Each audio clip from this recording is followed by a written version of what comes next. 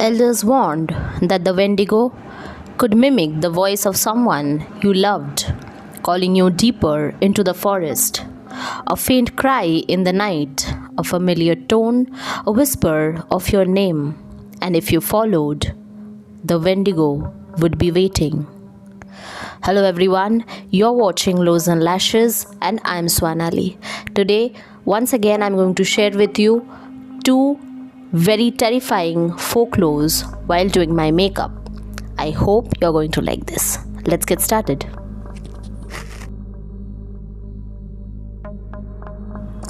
Long before European settlers crossed the Atlantic in the frozen forests of the 1600s, the Algonquin people told stories of a creature born from hunger, winter, and greed. They called it Wendigo. Some said it was a spirit, some said it was a beast, but all agreed it was a terror that walked the edge of starvation and madness. In 1636, Jesuit missionary Paul de Juin recorded his journal, The Terror of the People He Lived Among, in New France. They feared a monster that could twist men into killers, that whispered in the mind until you could no longer resist. And if you ever ate human flesh, you would become more than a cannibal. You would become a Wendigo. The Wendigo was described as a towering figure, sometimes 15 feet tall, with skin stretched over bone, lips chewed away, and eyes glowing like fire in the snow.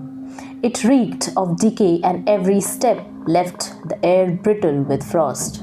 No matter how much it ate, no matter how much it killed, its stomach was always empty. A hunger without end. Among the Ojibwe, Cree, and Innu tribes, elders warned the Wendigo could mimic the voice of someone you loved, calling you deeper into the forest.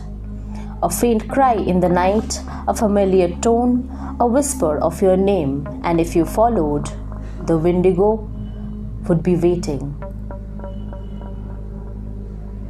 By the late 1800s, these weren't just stories.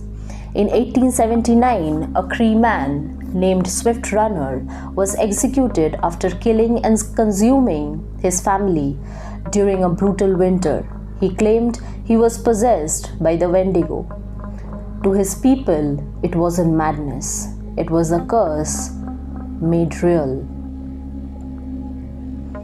A generation later came one of the most infamous cases. In the early 1900s, an OG Cree shaman, known to the settlers as Jack Fiddler, was arrested. He confessed to killing over a dozen people, not for gain, not for cruelty. He insisted he was protecting his community. Now you see, shamans were not just healers. They were guardians, meditators with the spirit world. Fiddler claimed that some in his village were on the verge of turning into Wendigos, their minds overtaken, their hunger no longer human. His duty as a shaman was to release them before the transformation was complete. He would strangle them or call on rituals, believing he was saving their souls from the fate worse than death. To the authorities, he was a murderer, but to his people, he was a Wendigo hunter, perhaps the last. Fiddler died in 1907. Before his trial was finished, leaving behind whispers that his work was never done. And so the line between folklore and fact blurred. Even doctors began to write of a strange affliction, calling it Wendigo psychosis in the early 20th century. People driven to cannibalism by an unexplainable craving. Some dismissed it, others feared it was very much real. Because how else do you explain the cases that remained unsolved?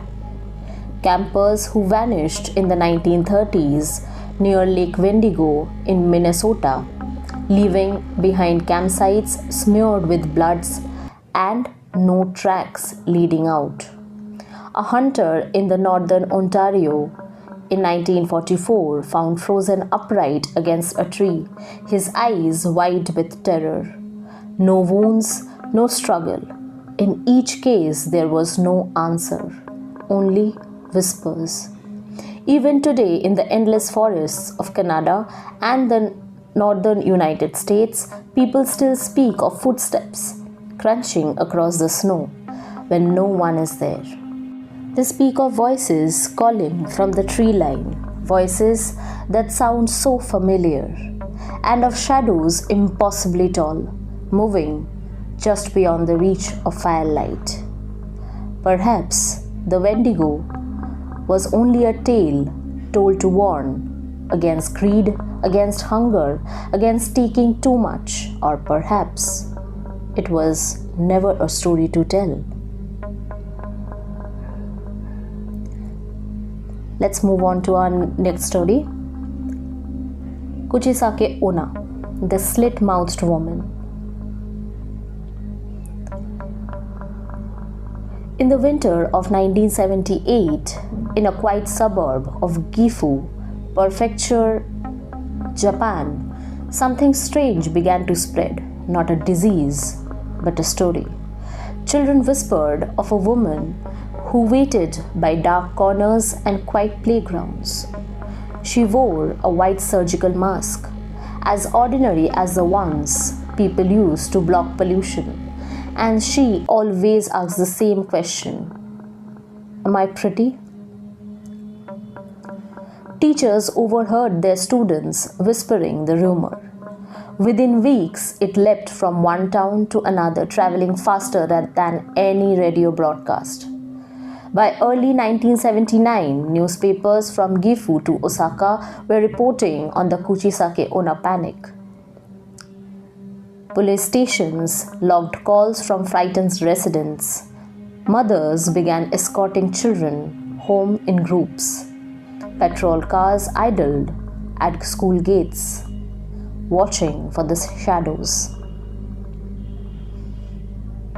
Folklorists would later call it Japan's first nationwide urban legend, but to those who lived it, it felt real. Witnesses described her as a tall and thin, with long black hair flowing over a beige trench coat. Some exclaimed she carried a pair of scissors. Others swore she drifted soundlessly, her shoes never touching the pavement, and always her voice was heard. "Am I pretty?" The rumor fed on fear. Children shared survival tricks. Say you look average or drop hard candy to distract her. Traces of Kuchisake Onna echo older than other Japanese folklore. In Edo period scrolls, there are tales of disfigured women, spirits punished for vanity or jealousy. In one legend speaks of a samurai's wife who was caught in an affair. Her husband slit her mouth, so no man would ever call her beautiful again. Centuries later, that vengeance was reborn in the modern setting: suburban streets, neon lights, and surgical masks. But the fear of 1917 was not confined to folklore. In June that year, police in the city of Himeji arrested a 25-year-old woman who had been wandering at night, wearing a mask and holding scissors. She told officers she was just playing a joke. The papers splashed her across the front page, and the hysteria grew. The same week, taxi drivers refused night fares. In rural towns and schools, extended curfews. By midsummer, the panic began to fade. Authorities blamed mass hysteria, a rumor amplified by television talk shows and children's imagination. Yet, after the news cycle moved on, new sightings emerged. In Nagasaki, in Kyoto, in distant prefectures where no one should have known her name. Each version of the story twisted a little differently. In one, she chases anyone who lies to her. In another, she was once a nurse, a victim of a botched surgery, who turned into vengeance. But none of those accounts include a real name. Kuchisake Onna isn't who she was, it's what she became. Even today, some Japanese children still play a game daring each other to say her name 3 times after dark. In 2004, reports a masked woman chasing children resurfaced online. In 2020, everyone began wearing masks again, old videos claiming to show her return to social media. Or maybe there are some legends which never die. And with that,